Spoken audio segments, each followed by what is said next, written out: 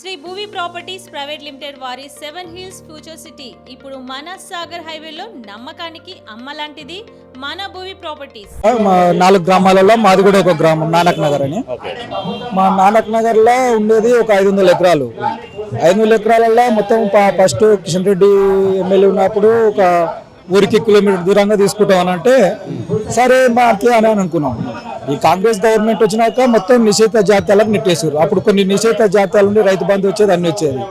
ఇక ఈ కాంగ్రెస్ గవర్నమెంట్ వచ్చినాక మొత్తం నిషేధాల జాబితాలు పెట్టారు. మాకు ఎలాంటి గవర్నమెంట్కి వెళ్ళి వచ్చే బెనిఫిట్స్ రాకుండా చేశారు.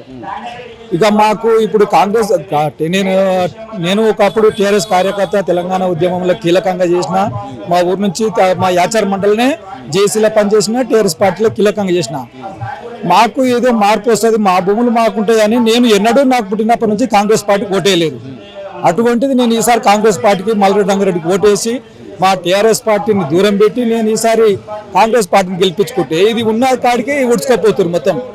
వాళ్ళు కనీసం మా రైతులు రైతుల జోలికి రాలేదు. ఇచ్చిన అన్ని జేసీబీలు తెచ్చి ఇటాచీలు తెచ్చి మొత్తం ఏం లేకుండా మొత్తం చేలున్నా పంట చేలున్నా షెడ్లున్నా బర్ల షెడ్లున్నా అన్ని నూకేస్తున్నారు.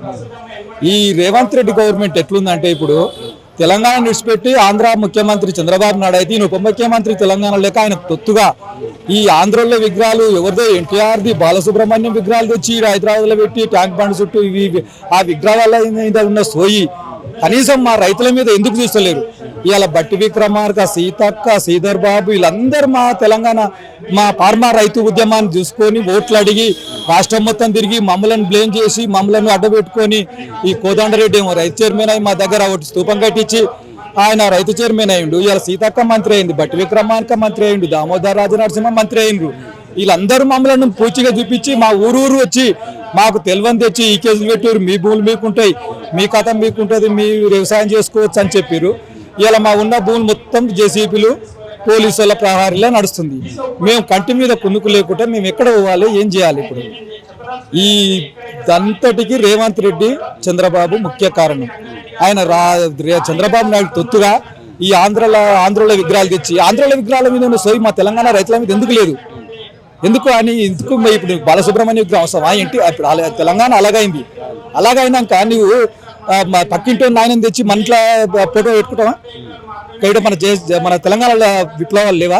తెలంగాణ నాయకులు లేరా? ఒక చెన్నారెడ్డి విగ్రహం పెట్టు. నువ్వు తెచ్చి రామారావు విగ్రహం పెడితే ఎవరు దానికి సాధిస్తారు? చెన్నారెడ్డి లేడా? ఉద్యమం ఇంద్రారెడ్డి లేడా? మాధవరెడ్డి లేరా? వీళ్ళందరినీ విడిచిపెట్టి నువ్వు ఎవరో రామారావు తెచ్చి విగ్రహం పెడతావు. రామారావు మంచి చేసిండు, తెలంగాణకు మంచి చేయలేదు అంటలేము. రామారావు పటేల్ పట్వారీ వ్యవస్థ రద్దు చేసిండు, దానికి ఒప్పుకుంటున్నావు. కానీ నువ్వు వాళ్ళ విగ్రహాలు తెచ్చే బదులు తెలంగాణలో జయశంకర్ ఉండు, మంచి ఉద్యమకారులు ఉండ్రు, చనిపోయిన చాలా మంది ఉండ్రుగా. అందశ్రీ చనిపోయిన మంచి వాగ్యకారుడు, ఆయన రచయిత. అలాంటి వాళ్ళని విస్మరించి నువ్వు ఆంధ్రలను నెత్తిన పెట్టుకొని మోస్తున్నావు అంటే రేపు ఇలా మా రైతుల గోస నీకు పడతలేదు.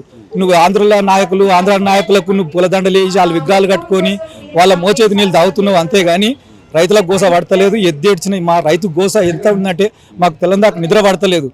మాకు కడుపులో బుగులు అరే మా గుట్ట పోతుంది, మా చెట్టు పోతుంది, మేము నీడనిచ్చే చెట్టు కూర్చున్న చెట్టును నరికేస్తారు, ఏం చేయాలి మేము అనేది.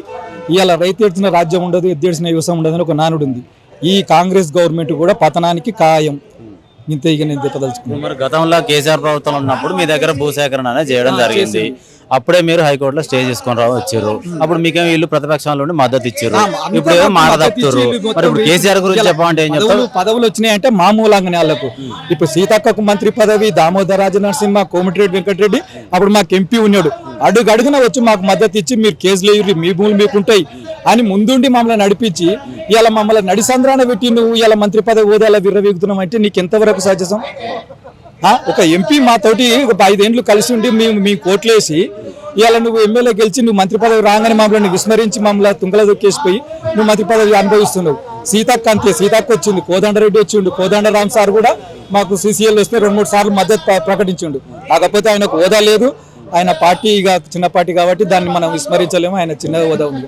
ఈ మంత్రులు సీతక్క కానీ, దామోదర్ రాజనరసింహ కానీ, ఈయన శ్రీధర్ బాబు కానీ వీళ్ళందరూ మా దగ్గరికి వెళ్ళి వచ్చి రేవంత్ రెడ్డి కూడా మా పక్కపండి పోతుంటే మేము రైతుల మొత్తం పోయి సంఘీభావం తెలిపి రైతులు పోయి ఆలింగనం చేసుకుంటే దాన్ని మొత్తం తెలంగాణ స్టేట్ మొత్తం నువ్వు ప్రచారం చేసుకుని ఇలా సీఎం అయి నువ్వు ఇలా మమ్మల్ని విస్మరించి నువ్వు ఆంధ్రుల నాయకులను వాళ్ళ విగ్రహాలు పెట్టి నువ్వు ఇక్కడక్కడ బాలసుబ్రహ్మణ్య విగ్రహం, రామారావు విగ్రహం, ఏ నాయకులు లేరా? ఇక్కడ ఉద్యమాలు చేసిన వాళ్ళు లేరా? ఇది ఉద్యమాల పురిటిగడ్డ తెలంగాణ ఇప్పుడు ఆంధ్రలో మొచ్చేది నీళ్ళు తాగాల్సిన అవసరం లేదు.